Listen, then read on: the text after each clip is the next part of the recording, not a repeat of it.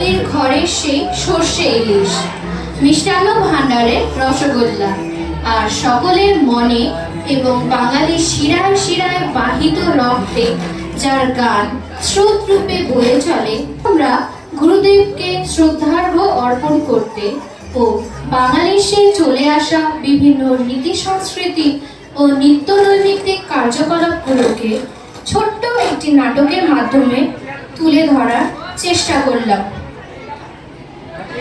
প্রথম দৃশ্যে আমরা বাঙালি পরিবারের রোজ জন্মনে আরামদায়ক রান্নাঘর ও সেখানে এক স্ত্রীর তার স্বামীর জন্য চা তৈরির দৃশ্যটি ফুটিয়ে তুলেছি। দৃশ্যটির নাম চায়ের আদর।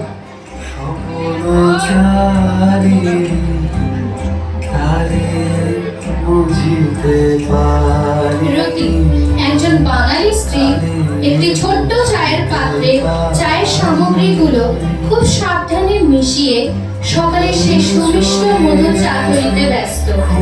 এরপরে তার স্বামীর উদ্দেশ্যে সে চায়ের বারকোষ্ঠী নিয়ে বারান্দার দিকে এগিয়ে যাচ্ছে।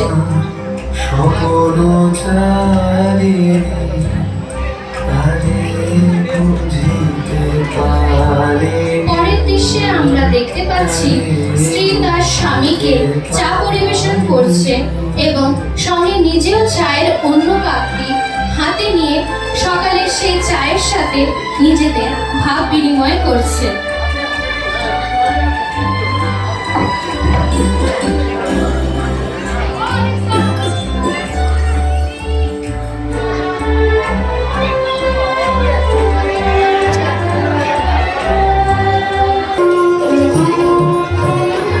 কৃষকের স্ত্রী তার স্বামীর জন্য দুপুরের খাবার নিয়ে আসছে।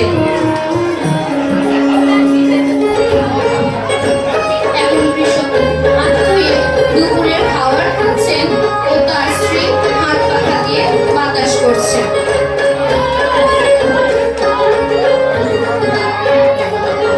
তারপর তারা বেলা নেমে আসায় বাড়ি ফিরে যাচ্ছে।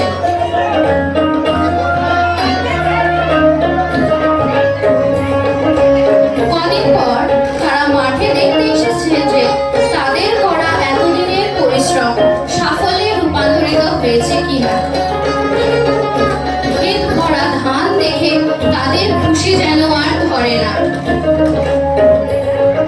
পরের দিন ফসল কাটার জন্য দুজন মিলে খেতে আসে। কৃষক ফসল কাটছে এবং তার স্ত্রী ধান গাছগুলোকে গুটিয়ে আঁকটি বেঁধে এক জায়গায় রাখছে। পরের দিন এসে তারা ধান মাড়াতে কৃষক ধান মাড়াচ্ছে এবং তার স্ত্রী কুলোতে সে ধান ঝাড়ছে। আজ এই দিনটা তাদের জন্য খুব বিশেষ এবং আনন্দদায়ক। বাঙালি ও তার ঐতিহ্যের ভার বহন করে। এই শিল্পটির মাধ্যমে দুই বাঙালি মহিলারা তাদের উঠোন সাজিয়েছেন। বাঙালি বাড়িতে মহিলারা উৎসব, বিশেষ করে লক্ষ্মী পুজোর সময় এই আলপনা শিল্পটি করে থাকেন।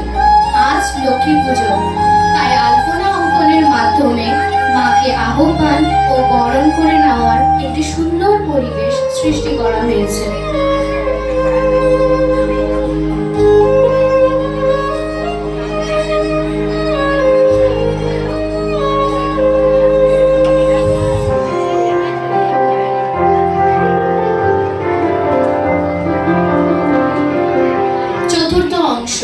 উল্লেখ পেয়ে থাকি, তার মধ্যে উল্লেখযোগ্য হলো স্বাদের রাজা ইলিশ আর রসগোল্লা। এখন আমরা দুজন চরিত্রের মাধ্যমে বাঙালি বাড়ির রবিবারের সেই মধ্যাহ্ন ভোজনের দৃশ্যটি ফুটিয়ে তুলব। আহা, আজ বাজার থেকে দারুণ ইলিশ মাছ আর এই রসগোল্লা পেয়েছি। গিন্নি, ও গিন্নি, শুনছো? এই দেখো আমি কি এনেছি। গিন্নি, কি হয়েছে বলো? ও মা, এ তো ইলিশ আর রসগোল্লা।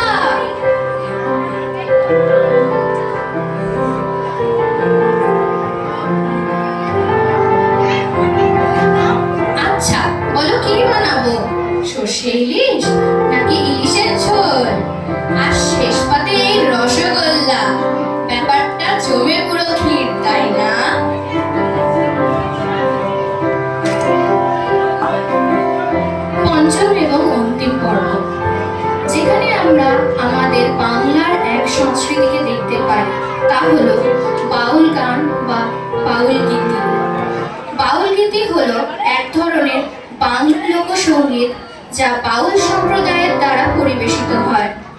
এই বাউল গীতি পঞ্চদশ শতকে বাংলা সাহিত্যে প্রথম আবির্ভূত হয় এবং কুষ্টিয়ার লালন শাহের গানের মাধ্যমে বাউল মতবাদ বিশেষভাবে পরিচিতি লাভ করে। মানবাত্মার আধ্যাত্মিক মুক্তি অর্জনের জন্য নিবেদিত গানের প্রধান বাদ্যযন্ত্রটি হল একতারা কিংবা দোতারা, যা গান নাচের মাধ্যমে মানুষের অন্তরের গভীরতা প্রকাশ করে এবং আধ্যাত্মিকতার পথে চালিত করে।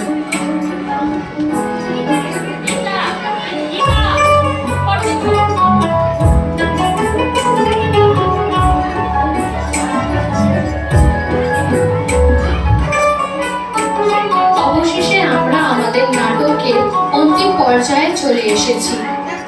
নাটকে আমরা বাংলার বিভিন্ন দিক, সে বাঙালির রান্নাঘর থেকে শুরু করে দুই কৃষক ও তার পত্নীর অক্লান্ত পরিশ্রম চিত্র কিংবা আলপনার মাধ্যমে লক্ষ্মী পুজোর সেই মনোময় দৃশ্য বা রবিবারের মধ্যবিত্ত